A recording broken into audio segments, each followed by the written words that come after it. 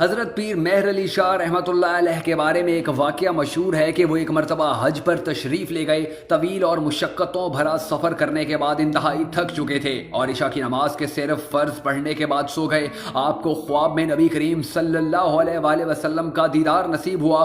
آپ صلی اللہ علیہ وآلہ وسلم نے فرمایا، مہر علی، تو نے فرض پڑھ لیے اور سنتیں نہ پڑھی۔ جب آپ ہماری سنتیں چھوڑ دیں گے اور نہیں پڑھیں گے تو باقی لوگوں کا کیا حال ہوگا؟ جب حضرت پیر مہر علی شاہ بیدار ہوئے تو حضرت پر گریہ طاری ہو گیا اور اس کے بعد عشاء کی سنتیں بجا لائے۔ پیر مہر علی شاہ یکم رمضان المبارک 14 اپریل 1859 میں راول پنڈی سے 11 میل کے فاصلے پر قلعہ گولڑا میں پیدا ہوئے۔ آپ کے والد سید نظر دین شاہ صاحب ایک صاحب کمال مجذوب بزرگ تھے۔ آپ کا پیدائشی نام مہر منیر تھا، مگر آپ نے مہر علی کے نام سے پوری دنیا میں شہرت پائی۔ سید پیر مہر علی شاہ صاحب نے 4 سال کی عمر میں عربی، فارسی اور صرف و نحو کی تعلیم حاصل کی۔ بچپن سے ہی ذہانت آپ میں کوٹ کوٹ کر بھری ہوئی تھی۔ جو پارہ ایک روز پڑھتے وہ اگلے روز پورا یاد ہوتا۔ اس طرح آپ نے قرآن حکیم بہت جلد حفظ کر لیا۔ دوران تدریس ایک بار قصیدہ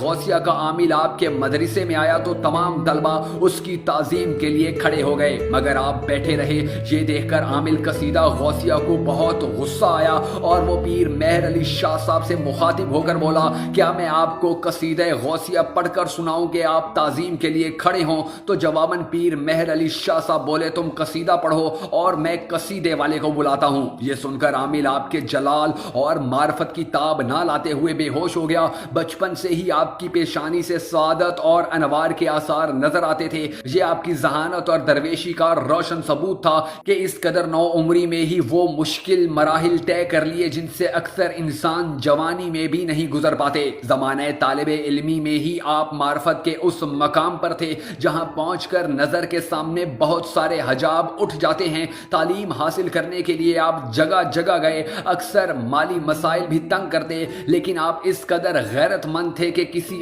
آنکھ نے آپ کے دستے طلب کو دراز ہوتے نہیں دیکھا۔ آپ کسی دولت مند کے در پر آواز دینے سے بہتر یہ سمجھتے تھے کہ اتنی دیر اپنے خدا کو پکاروں، اس سے مزید صبر و استقامت طلب کروں، کیونکہ وہ یقیناً بے نیاز ہے اور اپنی اس صفت عالیہ کے صدقے ان قریب وہ مجھے امیروں کے کرم سے بے نیاز کر دے گا۔ دنیا سے بے نیازی کی یہ روش ساری عمر آپ کا خاصہ رہی۔ مسجد میں لوگوں سے ملاقاتیں ہوتی تو زائرین کی طرف سے نذرانہ اور ہدیہ کا سلسلہ بارش کی طرح جاری رہتا، لیکن آپ گھر جانے سے پہلے سارے کا سارا غریبوں میں بانٹ دیتے۔ 1911 میں دہلی میں منعقد ہونے والے برطانوی شاہی دربار میں شمولیت کی جب آپ کو دعوت دی گئی تو آپ نے صاف انکار کر دیا، جس کے بعد حکومت نے بے ادبی سمجھتے ہوئے آپ کو تنگ کرنا شروع کر دیا۔ لیکن جب انگریز سرکار کی ایذا رسانی آپ کا کچھ نہ بگاڑ سکی تو پھر حکومت نے آپ کو سینکڑوں مربع اراضی بطور جاگیر دینا چاہی تو قلندر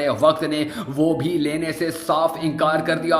پیر مہر علی شاہ صاحب کی زندگی کرامات سے بھری پڑی ہے۔ مرزا غلام احمد قادیانی کذاب و دجال فتنہ جب پورے عروج پر تھا، جس نے نبوت کا جھوٹا دعویٰ کر رکھا تھا اور اپنی ذہانت، چرب زبانی اور دلائل بازی سے بے شمار لوگوں کو زچ کر چکا تھا، تو ہندوستان کے مسلمان بے بسی کی تصویر بنے ہوئے تھے اور اشارہ غیبی کے تحت شاہ گولڑا میدان میں آئے اور غلام احمد قادیانی کو مناظرے کا چیلنج کیا۔ 25 اور 26 اگست 1900 کو لاہور بادشاہی مسجد میں مناظرہ طے پایا۔ پیر مہر علی شاہ صاحب لاہور آ گئے، لیکن مرزا غلام احمد قادیانی آپ کے جلال معرفت سے ڈر گیا اور مختلف بہانے بناتا رہا۔ قادیانی بار بار مرزا غلام قادیانی کو بلاتے رہے، لیکن وہ مناظرے کے لیے نہ آیا۔ شاہ گولڑا نے کہا، اگر تم سچے ہو تو ہم دونوں جلتے ہوئے تندور میں چھلانگ لگاتے ہیں، جو سچا ہوگا وہ بچ جائے گا اور جو جھوٹا ہوا وہ جل جائے گا۔ لیکن مرزا غلام احمد قادیانی فرار ہو گیا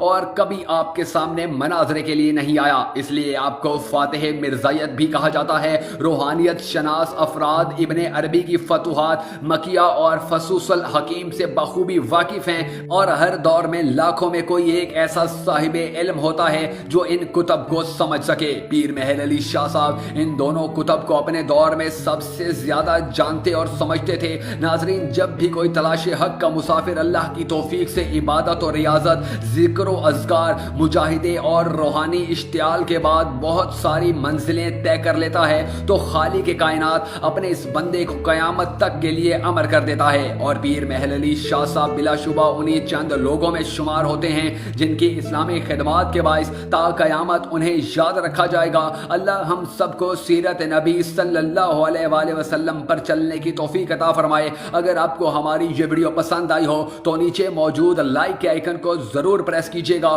اور ہمارا چینل سبسکرائب کرنے کے ساتھ ساتھ بیل آئیکن بھی ضرور دبائیے گا تاکہ آپ کو ہماری تمام ویڈیوز بر وقت موصول ہوتی رہیں۔